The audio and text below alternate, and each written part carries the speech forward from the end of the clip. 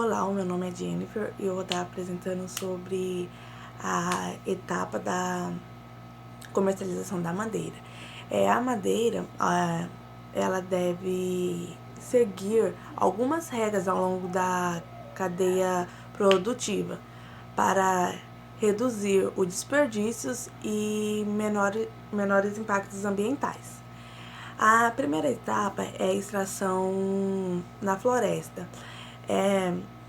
A árvore explorada, ela tem um plano de manejo no qual ele é aprovado por um órgão ambiental. E esse órgão ambiental, ele define o corte que deve seguir, os métodos de conservamento para a floresta e para deixar elas em boas condições para o próximo uso futuro. A autorização define a área, o volume a ser extratado da madeira. E os créditos, eles são inseridos no sistema de eletrônica de controle. A próxima etapa é o processamento, o que seja, na venda de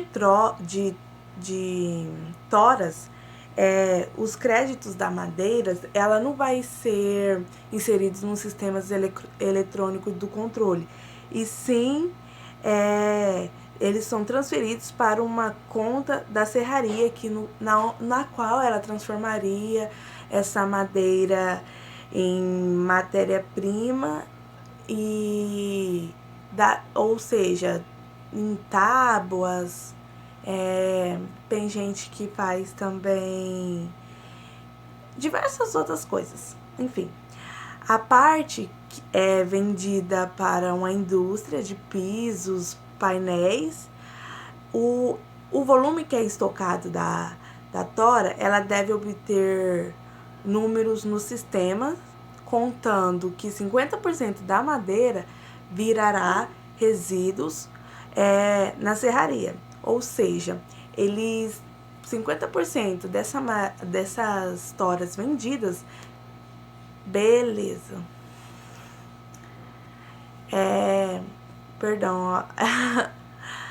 50% dessas toras vendidas, elas terão que ter 50% ser utilizadas nessa serraria. As sobras das toras, elas podem servir de carvão, combustíveis e para a fabricação de outros objetos. O transporte. O documento que comprova a origem e o destino do produto, que é o DOF, é obrigatório o transporte da madeira em tora e a serrada. Ao consumo. As decisões de compras nos centros urbanos e destinos em maior parte da madeira, elas influenciam o que acontece na floresta, e o principal comprador é a construção civil. Por quê? Porque ele absorve o produto para estruturas e acabamento das obras, ou seja, eles compram madeira para fazer construções. Seguida pelas indústrias de móveis, mercearias e fábricas de utensílios. O comércio é uma parcela expressiva da madeira que é beneficiada. É a compra por revendedores que comercializam para o consumo final. Atacadistas que também devem operar o sistema oficial do controle, eles transfiram para a conta do comprador os créditos eletrônicos referentes à madeira vendida. O depósito de madeira são alvos de fiscalizações e devem ser o pátio organizados e separados conforme as espécies e os tipos de madeiras. As lojas de materiais para construções imóveis, elas compram um produto e dos revendedores e não pode haver divergências entre o tipo de madeira especificado no comprimento, o controle, tipo, como por exemplo, pranchas, blocos, etc. E a carga recebida na compra. Também não devem ter divergências. Fora essas partes que eu citei, também tem a secagem da madeira, outros procedimentos que será explicado pela minha colega Ingrid. Bom, eu vou estar falando um pouco sobre o processo da produção da madeira e o transporte. Os processos que tem são o plantio, depois vem o corte, o beneficiamento mecânico, que é a serragem. Aí, por fim, vem o desdobramento, o pré-tratamento e a secagem. As serrarias, elas já compram a madeira de um local que alguém plantou. Eles não plantam, eles só fazem os outros processos. Cada uma dessa etapa, ela representa uma série de interferências. Então, se você fizer uma etapa errada ou mal feita, isso vai ocasionar alguns problemas futuramente, que é relacionado à qualidade do produto final. E daí o mercado, né, vai olhar e vai ser um valor, vai ter uma perda no valor e não vai ser uma boa qualidade. Então, todas essas etapas têm que ser feitas perfeitamente para futuramente não ter problemas. Bom, como eu estava explicando, a primeira etapa que faz para ter a comercialização da madeira é o plantio. Daí, quem plantou vai cuidar tudo certinho para ter uma melhor qualidade. Depois vem, como eles dizem, a colheita, que é, no caso, o corte, que é feito pelo um processo mecânico, que são motosserras, algumas serras elétricas, essas coisas. Aí, depois desse processo, ela vai pro desdobro, que é um tratamento prévio para fazer a secagem. Isso é tudo feito esse processo já depois do processo mecânico, ela já vai para serraria. E esses processos de desdobro, tratamento prévio e a secagem é feito diretamente na serraria. E aí esses processos, como eu falei, eles são bem feitos para não ocorrer nenhum problema futuramente. Depois que foi feita a secagem, tudo, aí vem outras etapas, que é o desenvolvimento dos planos de negócio para você consultar, discutir sobre a opção do produto, a matéria-prima, para que vai, o processo da fábrica, para quem vai ser transportado, para que vai ser usado. Sempre vai ter uma escolha do melhor produto para ter uma melhor produção. Aí vem a pesquisa e desenvolvimento, que eles vão daí lá na serraria, vai escolher a madeira, tudo certinho. Daí vem a formulação das matérias-primas para começar a construir, para começar a formar matéria-prima. A produção, que é como eu tô falando, né? Começa daí a produzir depois de tudo isso. Daí eles fazem a seleção das embalagens e vai para a entrega, depois da matéria-prima feita. Bom, e como que é feito o transporte da madeira?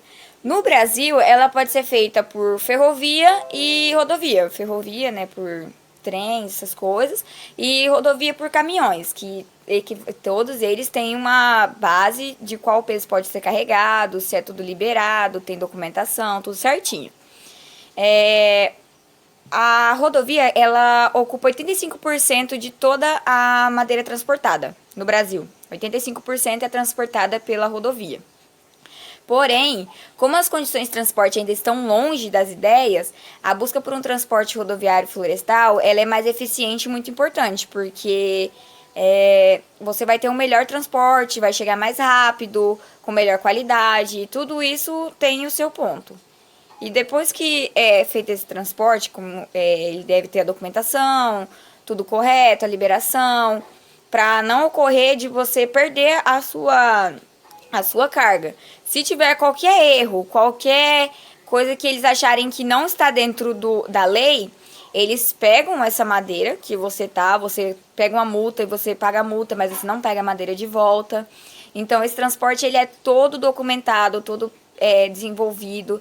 Ele precisa de toda uma construção para ele ser transferido até onde a madeira vai ser vendida corretamente para não ocorrer nenhum erro.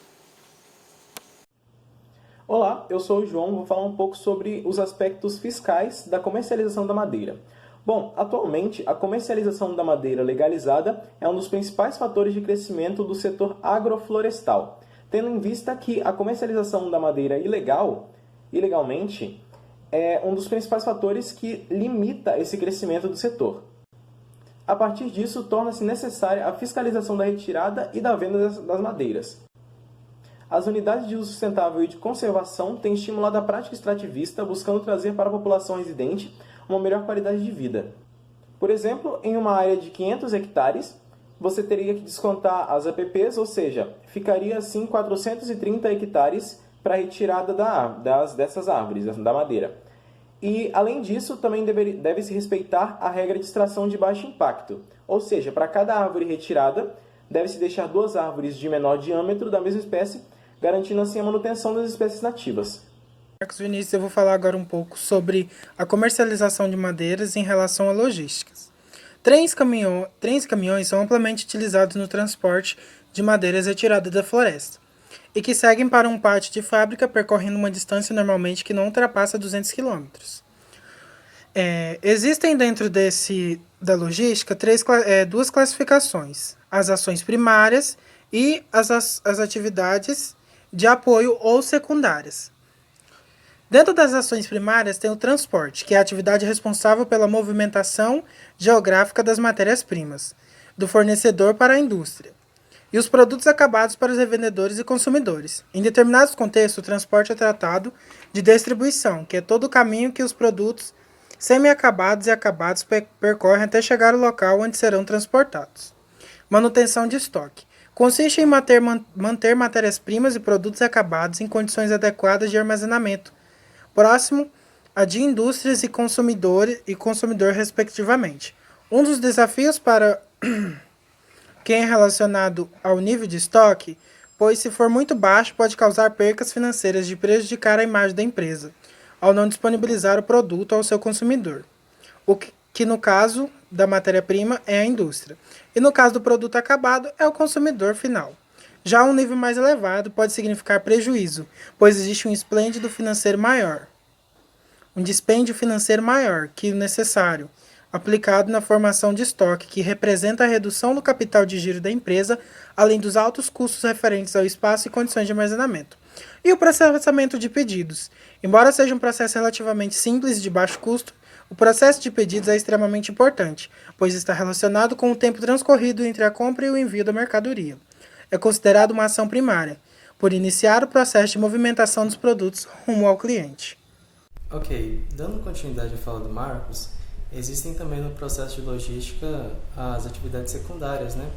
Que seriam elas, como por exemplo, o armazenamento, que consiste em você armazenar a matéria-prima ou os produtos já acabados dentro da indústria, os processos de manuseios, que a gente pode citar também esse próprio ato de armazenar ou a reposição de estoque, assim como também toda a movimentação da matéria-prima ou dos produtos dentro da indústria, né?